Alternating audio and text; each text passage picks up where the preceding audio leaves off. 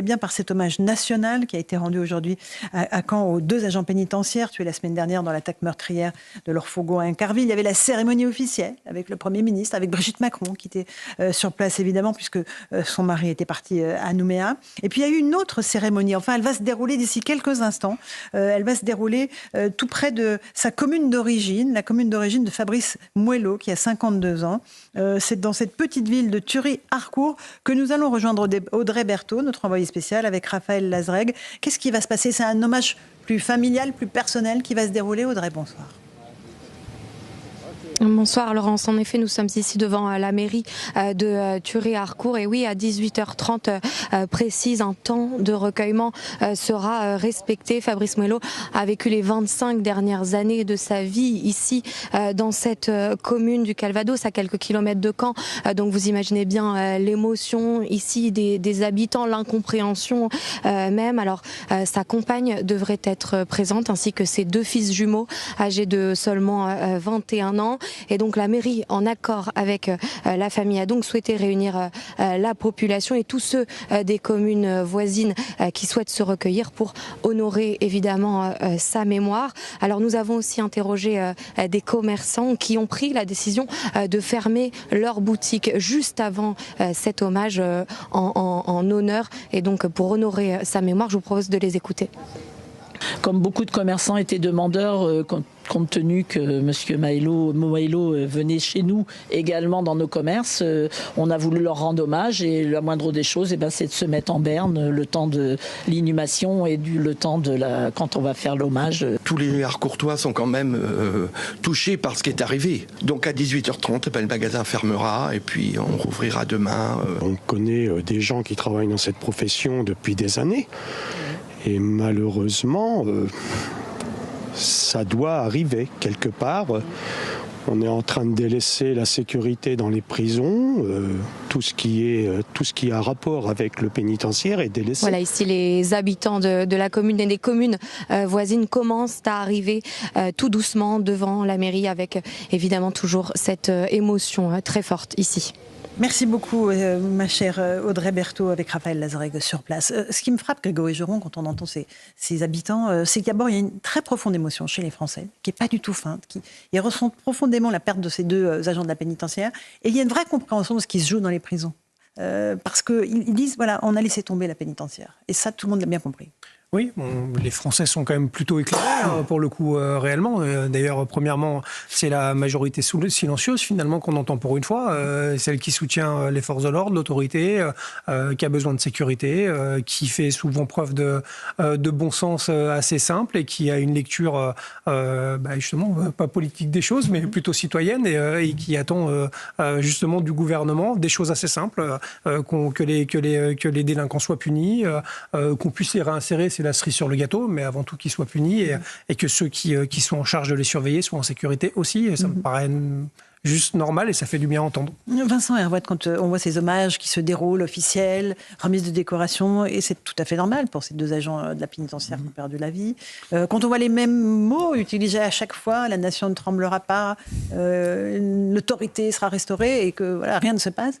Ça permet aussi... Ah oui, c'est le rituel de la République, mais c'est vrai quand on regarde le visage fermé du Premier ministre, si juvénile, qui passe les troupes en revue, en jetant ses épaules en arrière, on a du mal à être convaincu de la solidité. Pourquoi ? Parce que c'est une scène rituelle qui arrive bien trop souvent. On est d'accord. Si elle était exceptionnelle, si tout d'un coup il y avait une sorte c'est pas saisissant.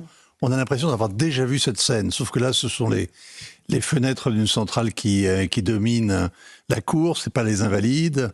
Mais ça devient tellement banal. On a l'impression que dans l'agenda du chef de l'État, du Premier ministre, de ses ministres, il y a comme ça toutes les semaines, 2 ou 3 cérémonies du même type. Absolument. Nicolas Bavrez nous a rejoint, historien, essayiste. Bonsoir à vous. Bonsoir. On va parler avec vous de la Nouvelle-Calédonie, de cette guerre civile que vous décrivez qui se déroule là-bas. Mais là aussi, on est sur des épiphénomènes qui sont très, très signifiants pour les Français. Je crois justement que ce qui vient d'être dit, ce ne sont pas des épiphénomènes. C'est-à-dire qu'aujourd'hui, la violence, c'est vraiment une arme de destruction massive pour la démocratie. Parce que quand la violence s'installe, il n'y a plus de paix civile. S'il n'y a plus de paix civile, ça devient la guerre de tous contre tous. Et il va de soi que c'est incompatible avec la liberté. Et aujourd'hui, comme on l'a dit, on veut traiter ce qui se passe comme une succession de faits divers. Mais aujourd'hui, la violence, où qu'on la prenne, elle devient un système. On a les attaques à l'arme blanche qui se multiplient, on a ces meurtres entre jeunes, ces agressions à répétition, on a la montée du narcotrafic, on a les agressions contre les agents et les élus de l'État, et comme on l'a dit, en face, on a une commémoration. Donc la réaction, c'est d'organiser des cérémonies, et il n'y a pas d'action. Et derrière, il y a un grand mouvement depuis des décennies, qui est la fonte de l'État régalien qui absorbait un peu plus de 6% du PIB dans les années 60, qui est tombée à autour de 3%, et l'explosion de l'État-providence qui absorbe 34% du PIB.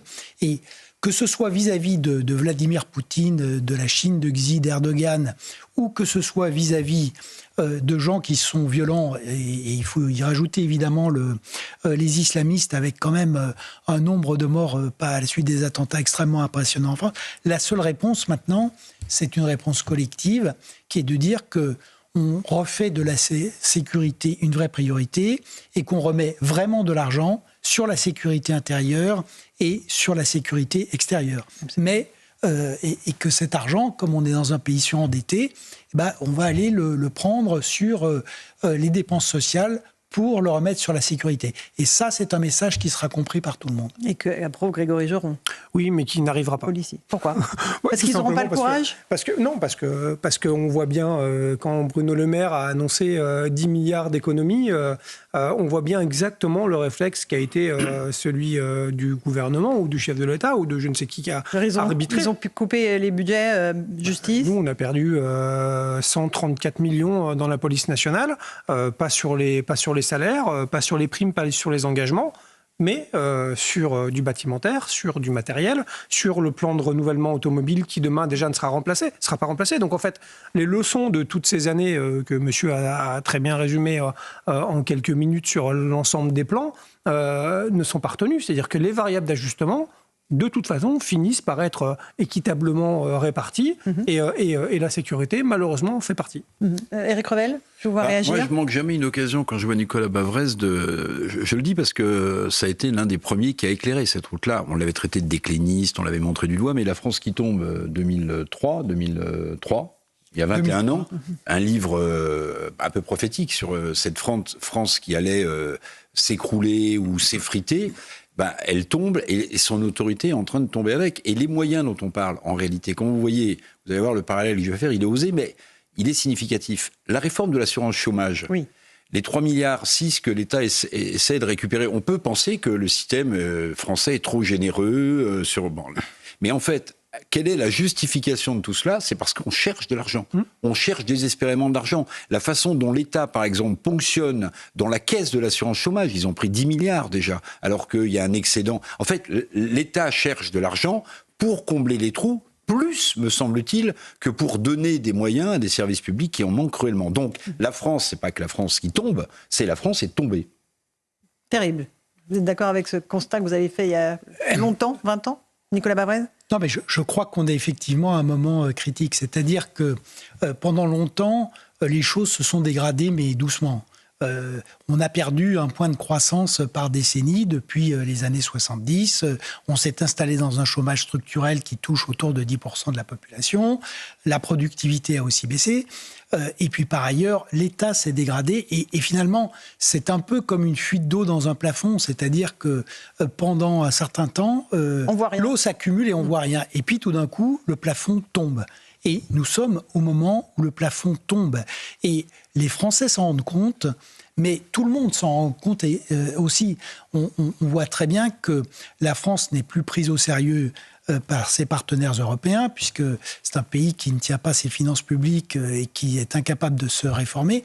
Elle n'est pas davantage prise au sérieux aujourd'hui par les autocrates qui sont en train d'essayer de structurer le monde du XXIe siècle. Donc, il faut bien revenir, j'allais dire, au fond, c'est-à-dire que il faut remettre en route et bouleverser le modèle économique et social pour pouvoir financer l'État, et il faut réformer l'État pour le remettre sur ses missions fondamentales qu'on a évoquées là, et pas sur des interventions qui font plus de mal que de bien, parce que si vous voulez, le paradoxe, c'est qu'en mettant 34% du PIB dans les transferts sociaux, on a plus de pauvreté, on a plus de délinquance, et on a une société qui se désagrège et une république qui se décompose. Donc, au bout ça fait 40 ans que ça dure. Maintenant, il faut en tirer les conséquences. Et il faut changer pour de bon. Alors, petite pause, on va partir en Nouvelle-Calédonie, où on va voir là que c'est carrément le spectre de la guerre civile qui est à l'œuvre. Le président Macron doit arriver dans la nuit sur place. À tout de suite.